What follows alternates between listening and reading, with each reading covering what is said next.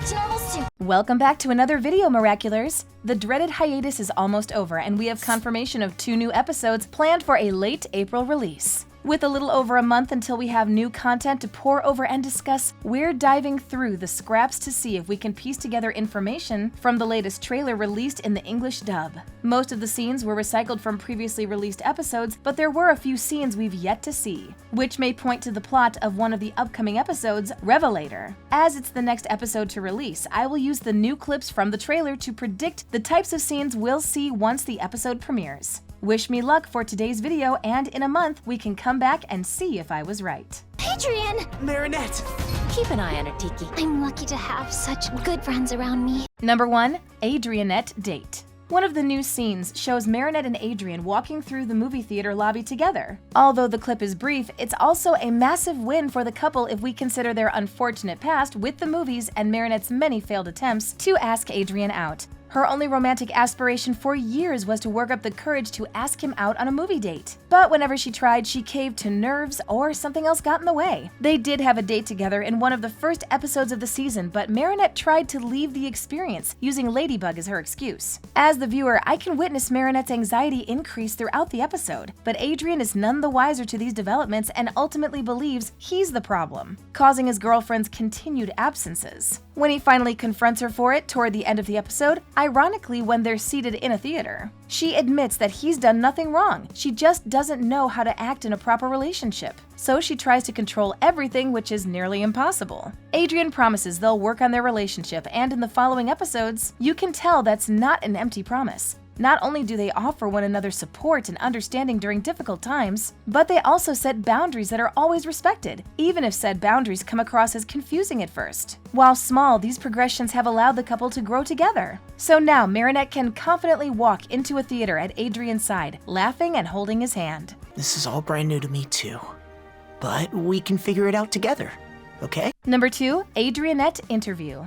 Another brief scene showed Marinette and Adrian sitting at a table together. They laughed in front of a microphone as if they were giving an interview, and a probing question made them burst into laughter. It's honestly very sweet to see Adrianette in front of a microphone and not Ladybug and Cat Noir, as their hero alter egos were frequently questioned by the press, especially regarding their relationship. Since Alia runs the Lady blog, she would never ask Ladybug these questions now. I doubt she posts gimmicky articles about what the heroes are doing now, when she has double the responsibilities. It's easy to forget that they have a double life that virtually no one knows about their identities, especially in Adrian's case, who has managed to keep his life as Cat Noir a secret from everyone so far. Alia may have shifted her focus from analyzing the heroes of Paris to the people who call the city home. Since she's now Marinette's successor, she may know the identities of the wielders, and knowing their biggest secret probably takes the fun out of the interviews. She could even have a new blog dedicated to these types of interviews that's more real and down to earth than the Lady blog had ever been.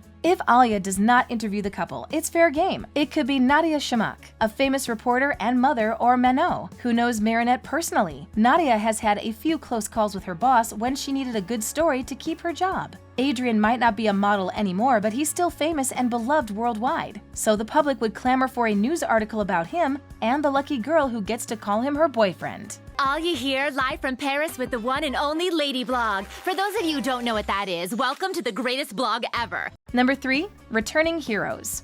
One of the best things about the new season is that the other wielders have permanent ownership over their Miraculouses. This significant change heavily impacts the narrative, so a hero can show up to the scene as long as the akumatized villain isn't involved. Otherwise, they will need to be called by Ladybug if they want to offer their help. Outside of this, the heroes can go wherever they want and do whatever they please, within the city limits. We've already had a few episodes where other heroes were better equipped to handle an akumatized villain than Ladybug and Cat Noir, with their abilities giving them the upper hand against their enemy. So far, we've had cameos from Miss Hound, Polymouse, Ryuko, Rena Rouge, Carapace, and Pegasus. But that leaves countless other heroes who still need to make their seasonal debut. I'm most excited to see their new costumes in action. I think their new designs and the decision to change how their costumes are taken symbolize that many are starting to grow up and become more responsible. I noticed in a previous episode that Carapace could use his shelter repeatedly without transforming back, meaning he has also matured enough to be viewed as an adult by his Miraculous. The case is likely the same for the rest of his teammates. Fly and shrink and sneak under the car, but I didn't have a chance. There you go! Number 4. Updated akumatizations. So far, the akumatizations in Season 6 have featured new characters we've never met before. The episode titles are slightly misleading, and I suspect that's on purpose to trip us up and surprise us when the episode doesn't go as we expect it to. I thought Werepapas would be about Tom, for example, due to his former akumatized form having the same name. But it couldn't be further from the truth. However, it was related to feuding grandparents, so it did have a connection in some way. That's not to say there aren't references to older seasons. The episode Daddy Cop follows Sabrina on an emotional roller coaster as she tries to redeem herself after Chloe's departure. A misunderstanding leaves her crying on a park bench. Her father Roger is akumatized into the titular villain, an updated form of his previous akumatized state, Roger Cop. The episode confirms that Lila will reuse old akumatized forms, likely because she allows people to choose their own abilities and names. If they've had akumatizations in the past, they may feel compelled to say something that's related to past transformations. With this in mind, the last new scene from the trailer shows Ladybug fighting a villain in the streets of Paris. The villain resembles the akumatized villain Pixelator, with an updated look but the same color palette, and pixelated designs on his costume. It seems like the Jagged Stone superfan, Vincent Aza, will find himself akumatized again, and he may be looking to reveal some secrets about his favorite rock sensation, if the title of the upcoming episode, Revelator, is anything to go by. Hello, Maya. Forgive my intrusion, but I seem to feel a huge disappointment. Number 5. Lila's plans.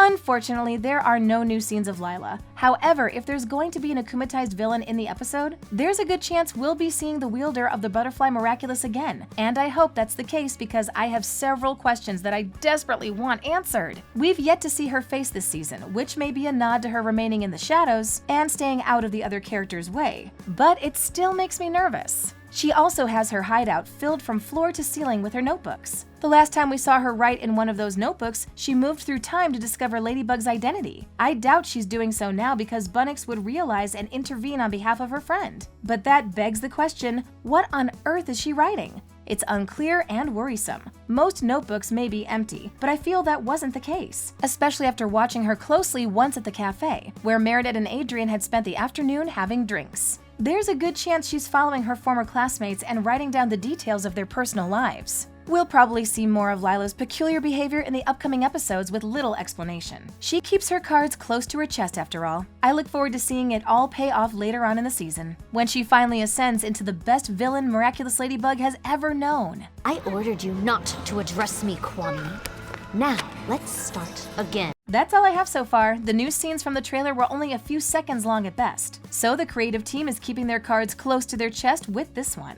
I feel like a dog with a bone dangled in front of its nose, and I can't help but try to chase the thing put in front of me, even if they were just a few throwaway scenes from an otherwise action-packed episode. I know the wait for the next episodes feels like a long one, but we'll get through it, and it won't be long until we're adventuring through Paris with Ladybug and Cat Noir. 2 hot chocolates and some cookies, please, like that couple is having over there. Thanks for watching. If you enjoyed this video, hit that like button, subscribe to our channel, and turn on notifications to stay updated on our uploads. Always there for you, Polymouse. Don't you forget it. Look out!